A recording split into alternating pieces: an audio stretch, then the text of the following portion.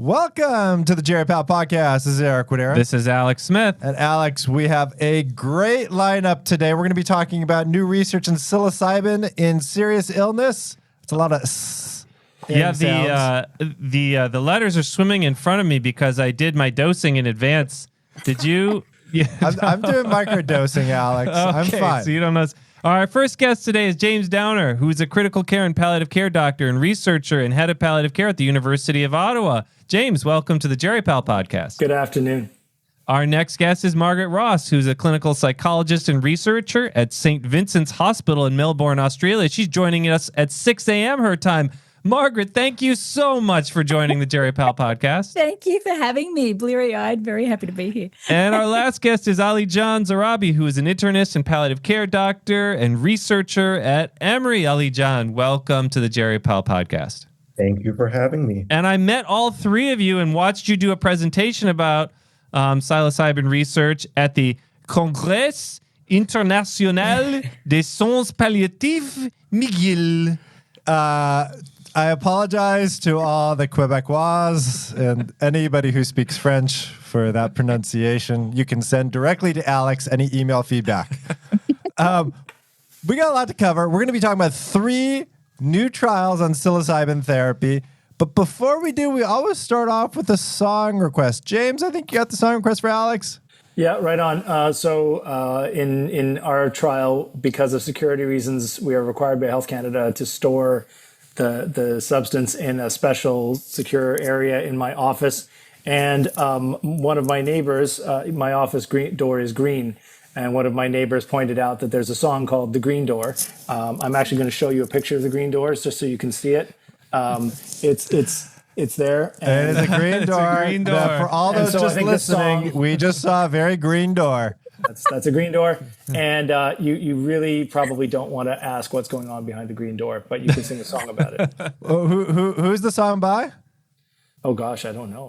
Jim Lowe, it looks like. Jim Lowe. From okay. the 50s. Jim, if you're still with us, I apologize.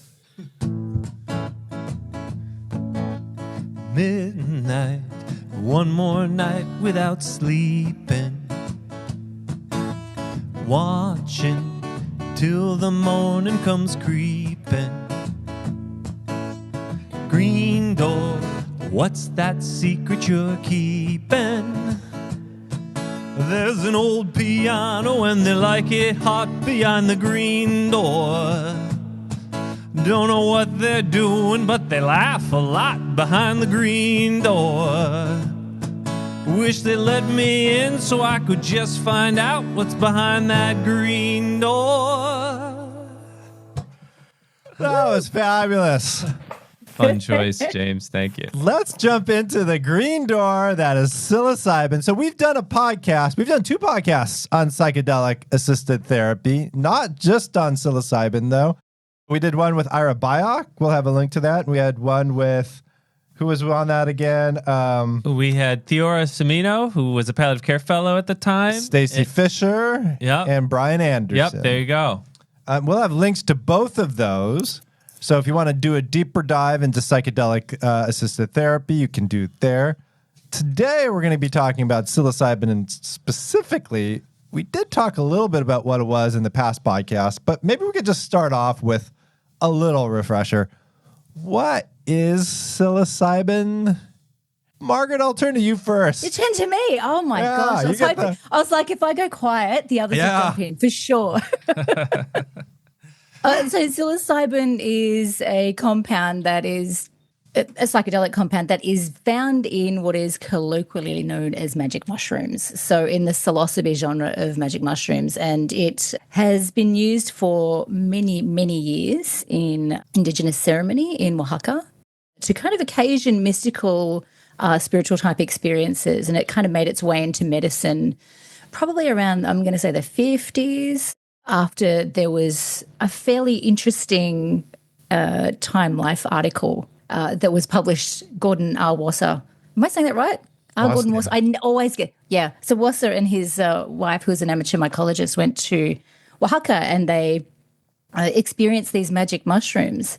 And then they came back and they wrote about these experiences that they had, which were quite extraordinary. And when that article went to print, it just went ballistic. And then all of a sudden, everyone was wanting psilocybin and, crowding down to this little town in Oaxaca, which actually caused a lot of problems for the indigenous there. But very long story there. But yeah, this is how it kind of psilocybin can be found in a lot of different mushrooms, right? It's throughout the world in different mushrooms. I think in believe Spain, so. There's questions about.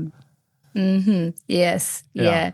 It's pretty much, I think they've found it on every continent, and use of it in kind of sacred ceremony in a number of indigenous societies. So, and is the psilocybin used in? Oh, wait, is it psilocybin or psilocybin?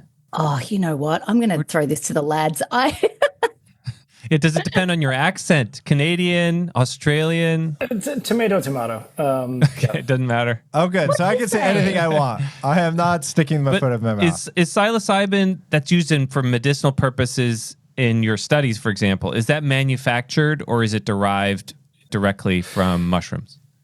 So I think in most cases, so some people are using actual dried mushrooms, and you test portions of it to make sure that you have a rough idea of what you're giving.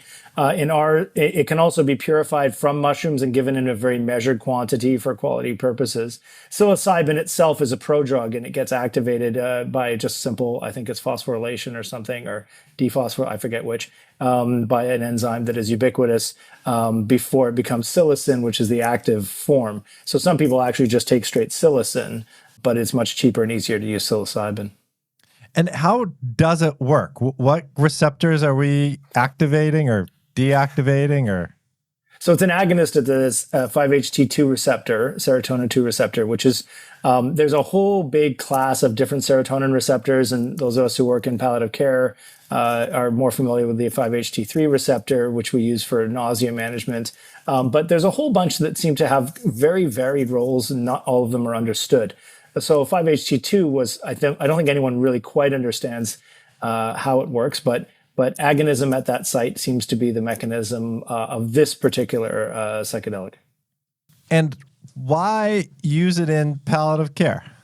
Ali John, I actually had the chance to watch your talk at AHPM, and what I remember from that talk is that you were talking about how demoralization was like the central hub for total pain.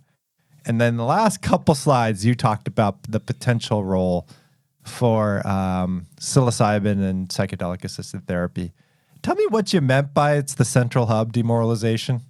Oh, yeah. So just going a step back, I do mostly outpatient work, and I see a lot of chronic pain, existential distress, anxiety, depression, opioid dependence, etc.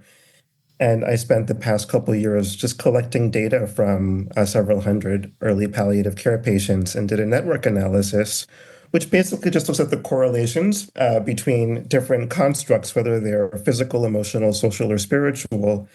And demoralization had the highest strength centrality, which means it had the greatest effect on other constructs within total pain. So depression, PTSD. It was connected, death anxiety, and it was connected to chronic pain through pain catastrophizing or pain-related helplessness. So what I was interested in, and this work ran parallel to the psilocybin work. Should I just start talking about my study? Yeah, let's hear it. It's a good segue. And we're going to have a whole podcast coming up on death anxiety, probably in a month from now. But go ahead, Ollie. Yeah. So wait, before you say, and we want to have a podcast with, I think it's David Kassane, who's like the major researcher who studies demoralization. David. Yeah. And Margaret, if you could bug him, because he agreed to be on the podcast and then ghosted us. Tell him to get back to us with some dates. Thank you. Okay, Ali John, thank you. Continue. And I use David Kassane's demoralization scale too. He will be thrilled with that, actually. So what'd you do in your study? Yeah, so on a hunch, I had to basically select a patient population, right? So for me, it was outpatient palliative care patients. And even though this is a pilot, my eyes were really focused on dissemination and implementation. How do we potentially include an interdisciplinary palliative care team in rolling out psychedelic-assisted therapies. So I went ahead and just chose demoralization and chronic pain because I felt like those were the two most salient constructs in outpatient palliative. So And people had to have demoralization or chronic pain. And what definition of demoralization are you? Using David Cassane's scale, they had to meet a certain threshold, a score of 10. And demoralization is a construct of helplessness, hopelessness, and this quote unquote failure to cope or an inability to cope, due to this sense of allostatic overload. Like you're just overwhelmed and you don't have the resources, the self-efficacy or the self-esteem to manage it. It's similar to depression, though you don't really have to have anhedonia or neurovegetative symptoms to have demoralization. So patients in this pilot had to have both pain and demoralization together. Oh, both. And then fast forward a year, what I presented at AHPM was findings of several hundred outpatients, and the two most salient constructs were demoralization and chronic pain. So this kind of hypothesis played itself out in an interesting way. So thinking about total pain and addressing physical, emotional, social, and spiritual issues, we had an interdisciplinary team of physicians, nurses, social workers, and chaplains supporting patients through their psychedelic journey. And they were getting psilocybin at Yep. So a large dose, small dose, microdose? So, a large dose. So how these trials with the large doses usually go is there's preparation, dosing, and then integration. So classically with preparation in individual settings or even in group settings, you have one or two people supporting people through psychoeducation, what to expect, life review, a lot of constructs similar to what we know about in palliative care, like dignity therapy, meaning-centered psychotherapy, et cetera. And then the flight instructions, as we call them, the strength, the courage to trust and to let go into the experience, which Margaret will share more about. And then you have dosing day. And so we give 25 milligrams of psilocybin, which is the equivalent of anywhere between like 3.5 to 5 grams, depending on the potency of your mushroom. And then we have integration. What made this trial, I would say, unique is that you have a palliative care physician and nurse following people with medication tapering in order to be dosed. Some patients came off of opioids entirely and now, a year later, have stayed off of opioids and they're still alive. So medication adjustments, we had a social worker addressing social issues. One of our patients was temporarily homeless during the trial and really supported the patient with that. And then really importantly, the chaplain served a really important role in this trial. The chaplain was the person in the room during dosing. And we have a qualitative paper out published in Psychotherapy. Our dyad, it was a trained psychotherapist and a palliative care trained chaplain. Or exposed chaplain, someone who works in the palliative care space. And those are the two people in the room. Two people in the room, and all of the patients, their caregivers, and the treatment team really found this dyad to be really useful. It opened up spaces for people to address spiritual, existential, religious, and theological concerns.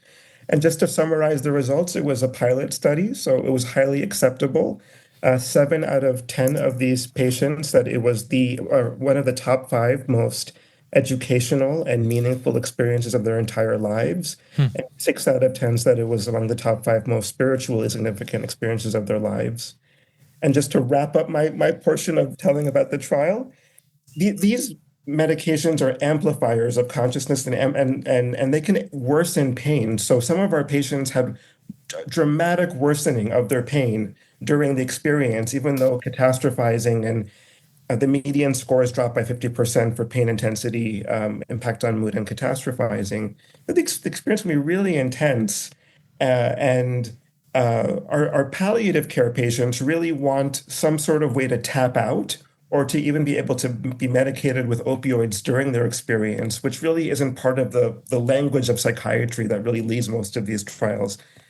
They really wanted palliative care teams to connect them with spiritual and religious organizations to help process these experiences. We've had atheists enroll in seminary from this experience. We've had people reconnect to their synagogues, to their mosques. So to what degree is a palliative care team kind of hand-holding someone into a religious order? Yeah.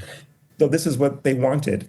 And the last thing is they really wanted support after the trial. So we created a spiritual health or spiritually integrated acceptance and commitment therapy group model for our patients to meet weekly after the trial. And this was not part of the original protocol, so they could get to know each other and process this together. So it really helped form community between patients and helped build community with the palliative team that was involved. It took a whole, order of us to pull this off. So it sounded like during the dosing part, pain worsened for some people. What happened after? Yeah, was not just pain, depression worsened. One of our patients said she felt more depressed afterwards. And then, weeks later, she's listening to spiritual podcasts and, is gardening and has had her transformation. I think for people approaching the end of life, these medications can cause this kind of ontological shock. Like if for those who are just listening, Margaret's really emphatically nodding because because they can change the way you view the world, especially the ways in which we use them, right? This is not, although you can change the way you view the world, taking some mushrooms and going on a hike or going to a concert, we are putting a blindfold on you or a mask on you to go look inwards and giving you 20 plus hours of psychotherapy, trying to look at all the different things that you've kind of hid behind shelves or packed away that might bubble up, in the form of terminal delirium at the very end of life. And they're going to potentially explode on you during your peak experience. So, for patients who might be listening to this and you are 100% craving and desiring and feel deserving of a mystical type awe-inspiring experience without the potential pain. Awe doesn't always mean good. Sublime doesn't mean happy. There's pain with that, with going to the mountaintop and coming back. I am preaching now, but it's important to share this. And Margaret, I remember I watched one of your videos and you talked about that. This is not a panacea. This is like, and there's this idea like, I want only the good stuff. Can you just medicate the bad stuff away so I don't have to feel it during the therapy? 100%. And I think, I have been nodding like I'm going to give myself whiplash here. Ali, everything he's saying is everything that we have experienced and seen. And I'm so excited to see your results, Ali. I think people were coming along with this idea that it was just going to reset my brain. There's this unfortunately wrong-headed idea about psychedelics, I think in the media, that if I just lay back, if I just take the pill, everything will vanish. It will reset my brain. I don't have to do anything. And I think, unfortunately, when anything kind of is moved into the clinical arena, similar to mindfulness in that way, where all of a sudden people became passive recipients. Like they went and they got mindfulness in a consulting office. Now they're getting psychedelic experiences, and transformation in a consulting office. It's kind of a strange thing. It moves people into this very passive role, but actually they've got to work really hard. They have to face very painful ideas that, as Ali said, have been cordoned off for a long time. But if they can do that, there's some extraordinary transformation that can take place. Is there such a thing as a bad trip then, or is that just like you working through your stuff? I was trying to find the He's talking to a psychologist. Is it just you working through your stuff and you need to go through the bad stuff? Some of the, when people have these really kind of bad experiences, they're often ill prepared and it kind of just comes out of nowhere and just kicks them in the butt, But one of the things that, as Ali mentioned, when we do preparation, we do a lot of psychotherapy, we do a lot, developmental history and get a good picture of who they are, their life story, the story of their illness, and things that may not want to come up for them. One of the questions that we ask is there anything that you don't want to come up in these sessions? Because that's the stuff we have to talk about now. Because if it does come up in this, it's going to be augmented and very difficult to pull yourself into your kind of rational thinking, daily waking state to kind of zip that back up. So we really want to get a good sense of what the landmines might be and go, okay, well, you know what? You've now got this opportunity to meet in a whole other way. So we kind of prepare them for that. The flight instructions, as I love that, Ali. I'm going to totally plagiarize that. So when they do meet it, how are you going to be in relationship to it? How are you going to ask it? What are you here to teach me? That kind of thing. So we kind of gear them towards, if you do have this challenging or really frightening thing come up for you, we're going to be right beside you. We're not leaving your side. How can we meet this? How can we work with this? And how can we interview it, if you like? And the curiosity that you can generate is a really important component of that, because the curiosity then helps that anxiety really dissipate. And Margaret, in your study, did you do kind of the same framework as Ali John, where you focused on the pre-part? Was it the integration and the preparation, dosing, and then integration? I wish we had looked at the pain concept a little bit more. We had some interesting experiences. Ali, you'd be interested in this. We had one gentleman who sat up during his experience and said, "What have you done with my cancer? Where is it? Where is it? I can't feel it." And he had extraordinary pain prior to coming in, and then had the experience and could not feel pain at all. We had a number of people who had that experience. I don't know if that was common. Even afterwards, like weeks afterwards, for a couple of days, they had said, "I can't actually feel anything." It's remarkable, and can we do this again? And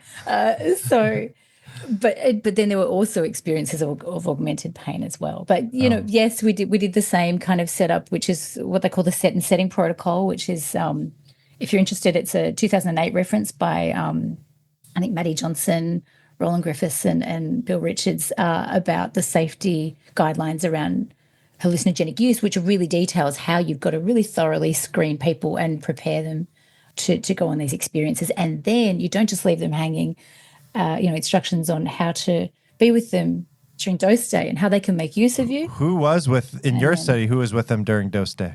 So we had dyads that were psychiatrists, psychologists who were palliative care trained. I'm very fortunate to be part of a team that is psychosocial cancer care. We a dedicated team working with cancer and palliative medicine in our hospital. So we did the study, and it was, I think, completely mind-blowing in a parallel process for us as well as well, we should say patients. Sorry, Margaret, for a sec, just to interrupt. How many patients were in the study? Oh, so we had 35 participants, and they were people seen by palliative care, or what was the eligibility? So the eligibility was that they had to have a life-threatening illness. So all of the malignancies were stage 4. Mm-hmm. We also wanted to expand on previous studies that had looked at cancer patients, because we were seeing non-malignant diseases that in some cases had even more distress because of an uncertain trajectory. So things like COPD and end-stage cardiac failure, ALS, which we know as motor neurone disease in Australia. So we kind of expanded that to people who were receiving palliative care. If they were not receiving palliative care, it wouldn't be unreasonable that they would receive palliative care. So we did And did you use the dried mushroom or psilocybin itself? No, we used psilocybin that was synthetically derived. How much? Because it was, we used 25 milligrams. Remind me, is that the same as Ali John's? Ali's was more, right? We use 25 milligrams of psilocybin. I think across the board, we're all using synthetic psilocybin because all that's approved. Just, I don't know when this will be aired, but in early April, Sue Sisley in Arizona just got FDA, I believe, IND to study the actual mushroom itself. Wow. And it has a very funny name for anyone who wants to Google it. That involves an expletive that I can't say on air. She specifically named it. No, you can say it. We're not a PG podcast. Say it. What is it? Now I'm curious. Yeah, it's called Jedi Mindfuck. That's the mushroom name? Yeah, and that is what the FDA. So that's what the FDA approved. They're FDA documents. We approve Jedi Mindfuck for use in clinical trials. For use in clinical trials, and she'll be the true pioneer. True pioneer. Oh my God, that's made my year. The places this podcast is taking us. And so, Margaret, what were your two outcomes? And did it show? What do we know about the outcome itself? Look, I think one of the things that it was significant. I'm just about to submit the manuscript, as in this week. So you don't have to release any embargoed information with us. No, look, except to say, we were extremely pleased with the results, and we saw really wonderful reductions: depression, anxiety, demoralization. But not just that, because and I often say this, psychedelics are not just about symptom reduction. We can do that now. We can give people a sedative and mute symptoms. This is about transformation. And I think that was the beauty of it. The spiritual well-being just went through the roof. Ali talked about, ontological shock. We saw that in spades. I think we probably, out of 35, had 4 non-responders. People worked very, very hard. They were very, extraordinarily touched. I think, these experiences are so non-linear. They really reached into parts of human experience that, to be honest, I don't think that as psychologists, psychiatrists, we have good language for. So seeing it implemented in the hospice model, the way that Ali's group has done, and also Yvonne Besant, who is a good friend of ours, is a very important way to encourage community, help with integration, but also to kind of nourish the spiritual transformation that goes on here, because we need language and we need systems that really honor that. And I don't think that we have that in the current Western model. That's beautifully said. And we have to keep in mind, these are uncontrolled pilot studies, before-after studies, very small. As was randomized control. But, you had randomized with 35. We did with 35. It was small, but we had, but it was. That's why you use niacin, right? Right, niacin. Niacin. So what happens when you give people niacin? They get like flushing and... They got flushing and they got disappointed. Because they could tell, right? You could tell. What is this? They thought for maybe a few hours that something might be coming on, but it's the old chestnut. How long does it take to come on? Like a half an hour? Is that the onset? You know what? I'm really interested to hear what James and Ali have got to say about this. We had such a range in how quickly it came on, from 15 minutes to 3 hours. We had one gentleman, particularly I think with cardiac failure, it seemed to be a lot slower to come on. We had a gentleman who was ready to go home. We were about to call his support person, and he asked for a sandwich, which I think probably stimulated the thing to come on. All of a sudden, he this looked is at the time it takes for the psychoactive components. It's going to take a dragon home. So we have 2 resource-intensive interventions. And Margaret said, we're society right now. We just want that reset, that pill that we can take every single day and not have to do this hard stuff. What if we just microdose it, take it every day? James, what'd you do in your study? And I think that's really a great segue into why these 2 things that we're talking about are actually fundamentally different things. And I think they fundamentally are aimed at different populations, and both could have a really important role. So take a step back, right? You asked, why are we doing this in the first place, right? The challenge is that people with advanced illness, people we see in palliative care, they have a lot of psychological distress. Existential distress in many studies is the most common and most burdensome problem that anyone will report. And unfortunately, our treatments for this really stink. There's been a number of reviews, systematic reviews on this that just show medications, nothing really seems to work well. Even when you look at the more advanced psychotherapies that have been studied, meta-analyses, where there is an effect, it tends to be of modest magnitude and duration. And it's a big therapeutic gap for us. So, naturally, if you're distressed about the world and about what your illness is causing you, you should just go and grab a bunch of mushrooms and stuff them in your face. Why does this work? It's amazing that it works. There's actually a really interesting study that was just in Nature last year that did functional MRI studies on people while they were taking macrodoses of psilocybin and afterwards, which has to be the most amazing. Could you imagine, taking a hallucinogen and then having an MRI while you're on the hallucinogen? Boom, yeah, exactly. Boom. Now, what they find, it's really interesting because there's, we're understanding more and more about brain circuitry and how it relates to psychological distress. There is something known as the default mode network. Unsurprisingly, it's the network that's most active when you're not doing other things, default mode. When your brain's default mode network is active, you tend to be more you have more anhedonia. Pain sensations are increased, right? So when you're sort of, I would, I'm not a psychiatrist. I would think of this as like a ruminant kind of circuit that just kind of makes you stew on stuff and makes you unable to get out of your rut. And so you're stewing on things that are bugging you, and the pain is twice as bad. And if you can get out of that rut, then maybe things will get a little bit better. And that's kind of what seems to happen when they give psilocybin to people, is that there's what's known as functional connectivity between the anterior hippocampus, which is partly memory, partly anticipation, and this default mode network. That the two are closely connected in baseline. But when you take psilocybin and it works, the two become disconnected. So this kind of the anticipation, the freak out that you have about what's going on in your life and all the horrible things that are happening and could happen to you, it doesn't tend to link you too much to this default mode network state where you seem to be more bothered by everything. And that could be a common pathway, because that obviously it doesn't have, to me, any obvious link to the hallucinatory effects of these medications, but it seems to be this residual thing that just lasts for weeks and weeks and weeks.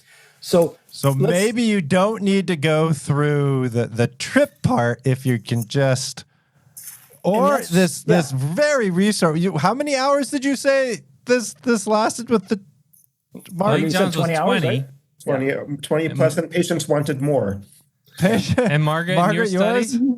Yeah, look, similarly with six hours prep, 8 hours on dose day, another 6 hours of integration per dose. And James, how many psychiatrists, psychotherapists, Zero plus or minus zero as part of it.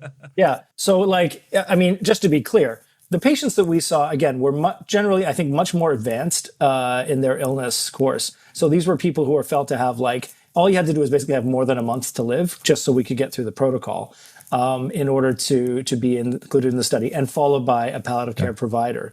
Some of them also had psychiatric or psychosocial oncology providers as well. But these were people who we didn't want people with very severe physical symptoms, as we were worried that might sort of lose our signal a little bit.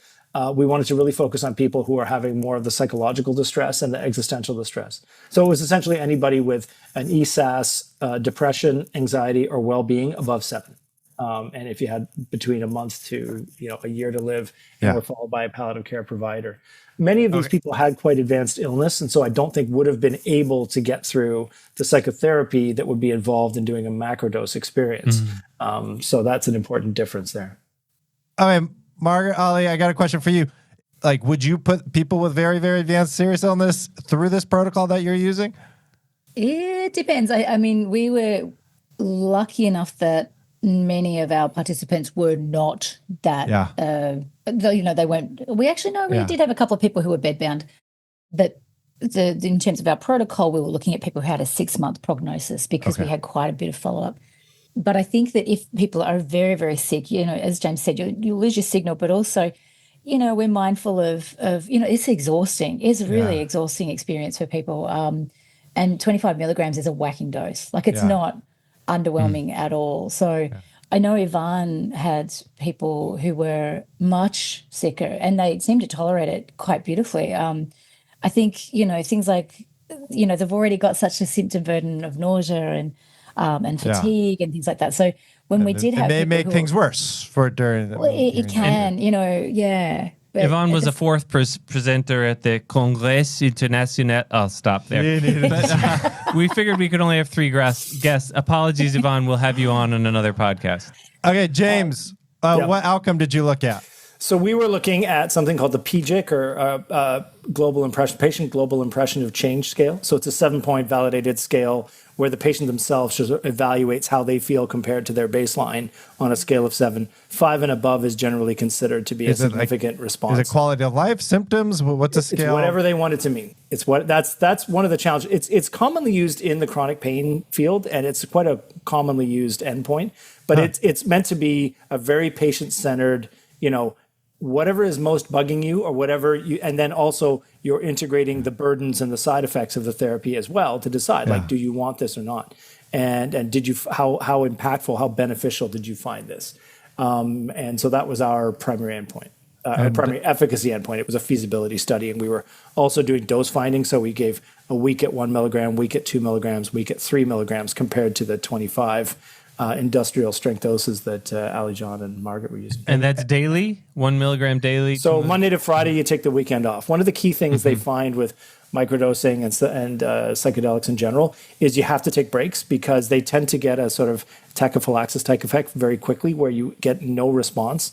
They seem to be like related to receptor modifications when they're constitutively activated. You don't have any hallucinations, or like, do you know do you feel different? Yeah, so that's the difference between us and that. Like, again, this sort of functional unblinding that the FDA gets very upset about for the controls. Like, everyone seems to know what group they're in. And I have to say, man, if you have a psychedelic experience and you're not sure whether you've had a psychedelic experience, you must be a very, very interesting person.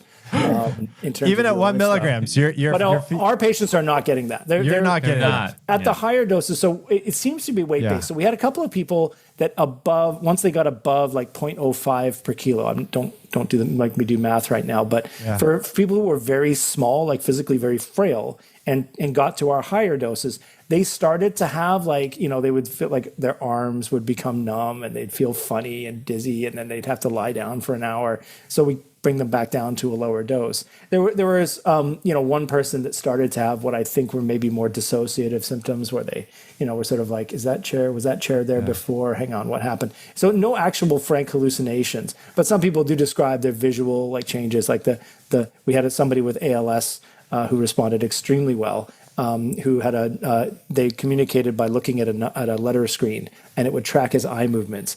And it was funny because, of course, he needed to be able to look at the letters, but he said the letters were kind of melting a bit. And while he was using them, and we said, we should cut back the dose. He's like, no. I want keep it, because he was getting a really good response. And sure enough, those sort of visual hallucinations went away after. And how long were they on it for? So we just did a dose finding up to a week. And again, we would find most people would get the response at the dose they got. It was usually at 3 milligrams. Some people benefited at 2. We had a small number that didn't benefit at all. And of course, a few that because of their illness, they just couldn't even complete how many people were in the study? 20. We 20. Just enrolled our 20th. So the 20th and 19th and 20th are just going through it now. Mm-hmm. And it's before, after.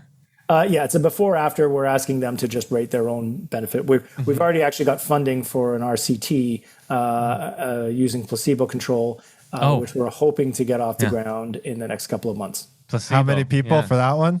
We're aiming for, I think, 120. We've got about 9. We've had a lot of interest from other sites in Ontario and in Montreal. Outcome? The site of the Montreal Congrès as same primary outcome. Exactly, same primary outcome at PGIC. We're having a bit of an arm wrestle with Health Canada about that now. But I think we like the outcome. We think, again, we're looking, and I think it's important to distinguish that we are actually not all looking at precisely the same construct here, which again, similar, like pulling in like cannabis research, right? Like similar problems with cannabis research, where everybody would sort of argue about whether you were looking at the right thing or not. Yeah. Well, I guess how long would they be on the micro dose, the 1 to 3 So that's it. So when we stopped after 3 milligrams the week, we found that many people, their benefit would last at least a couple of weeks. We left them off for 4 weeks, and then we gave them the opportunity of doing an open label extension for infinity, which many people have kind of taken us. Those who survived have taken us up on and want to continue. So we've had a number of people go on now for many months with the same medication. And they not continue drive. Like, do you educate them not to drive, or? Yeah, most of them are not really in a point of driving, but some of them have been. And what we've done is we said, do your driving in the morning, get your driving done. Then when you're done driving, take the medication then, so that doesn't come up. Oh wow! And then side effects from all of your studies. Are you seeing much in the way? I mean, hearing some of the things like amplifying a lot of potential symptoms or not amplifying. Are you seeing like the higher heart rates or nausea or anything like that? We're not in microdosing, but in the macrodosing. Yeah, I think you guys are seeing it pretty common. Mm-hmm. Yeah. Like, what are the common symptoms that you're seeing, Margaret? Usually nausea, headache, sort of fairly transient elevations in heart rate, blood pressure, can get anxiety, often anticipatory though. But then, anxiety during the experience, which is often easily sort of managed with supportive interventions. You can get some paranoia. We had one or two instances where people got transiently paranoid, and again with supportive intervention, that was worked through. And you're excluding high risk patients for paranoia, like people with schizophrenia, family. Schizophrenia, first degree relatives with any kind of psychosis or bipolar spectrum disorder. What's next for you, Margaret? Oh gosh, I don't know. I was going to say a bigger trial. We just need money. The thing that's happened in Australia is that we had a relaxing of legislation. So we have now got expanded access. So for people who have depression, treatment-resistant depression, you can access psilocybin with an authorised prescriber in Australia outside the clinical trial. Do you get the same 2-person, like the? Yes. I mean, it sounds like you have to go through that part. Yeah. Or is it like my high school friends who just? I have to say, the underground is booming here. Yeah, it's the genie's out of the bottle. So there's a lot of off-campus activity. Will I say?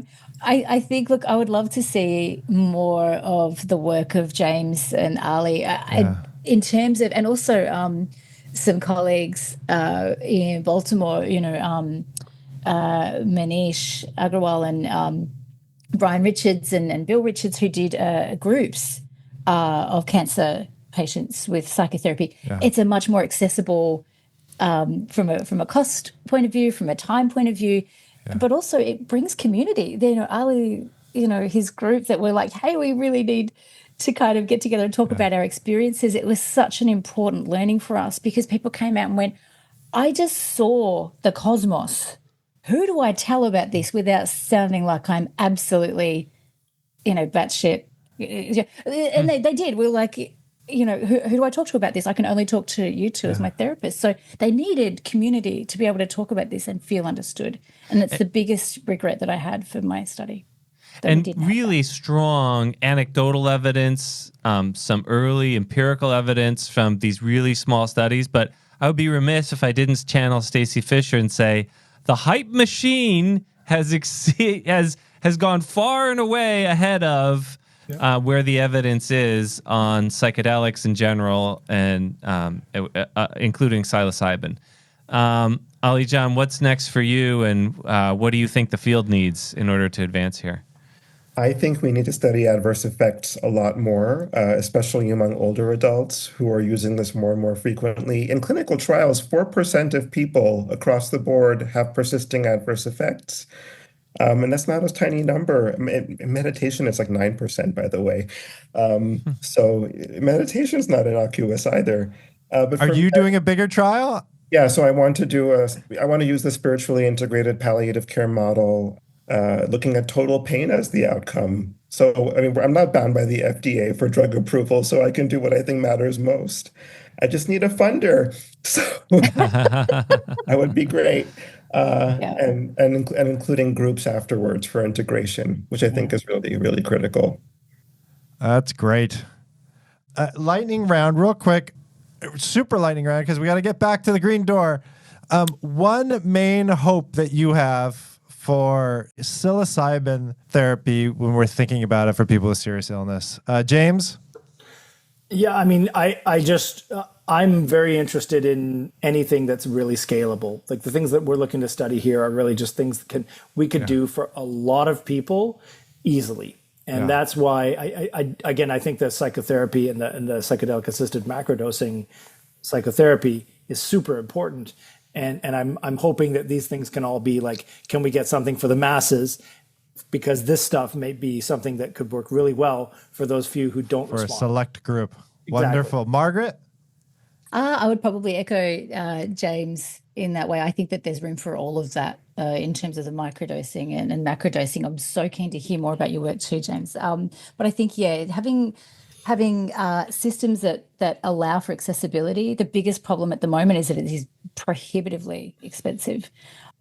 So is the psilocybin expensive, or is it the two therapists and everything else? It's the way that it's delivered. We need a better model, and I don't think that our current system is holding that very well. I love the idea of the hospice community and doing it community. I can't stress that enough. I think that it will allow for accessibility, allow for scalability as well. Yeah. And Ali? Federal and foundation funding. Almost all the trials in the United States are funded, almost all, not Stacy's, but everyone else is funded by like individual millionaires and billionaires. So we really need more NIH funds and American And VA. I think VA has been a supporter. of course. Well, I want to thank all three of you, but I think we're going to end. We're going to go back through James's green door for a second. Alex? Knocked once, tried to tell him I'd been there. Door slammed, hospitality's thin there.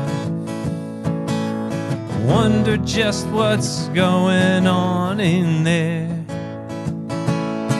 Saw an eyeball peeping through a smoky cloud behind the green door. When I said Joe sent me, someone laughed out loud behind the green door. All I want is to join the happy crowd behind the green door. Ali, James, Margaret, thanks for joining us on this Jerry Powell podcast. Thank you so much, guys. Thank you. And to all of our listeners, thank you for your continued support. And we'd like to send a special thank you to all of the donors who've donated more than $250, including Jeffrey Galbraith, Ron Sabar, Rebecca Goldstein, Anna Lynch, Deborah and Jeffrey Larson, Krista Masak, Ed Martin, Stuart Oserman, Mo Rizawi, Rochelle Bernacki, Daryl Owens, Mark Wren, Richard Lewis, John Bielenson, James Tulsky, Elizabeth Cobbs, Christopher Heck, Meg Walhagen, Chris Jones, Kate Mesrich, Jen Hopping, Ashad Abid, Michael Bordofsky, Asher Edwards, Susan Nelson, Harry Hahn, Carol Heyman, Gretchen Schwarzy, Sharon Brangman, Elizabeth Chung, and Paul Amatelli. Thank you very much for your support.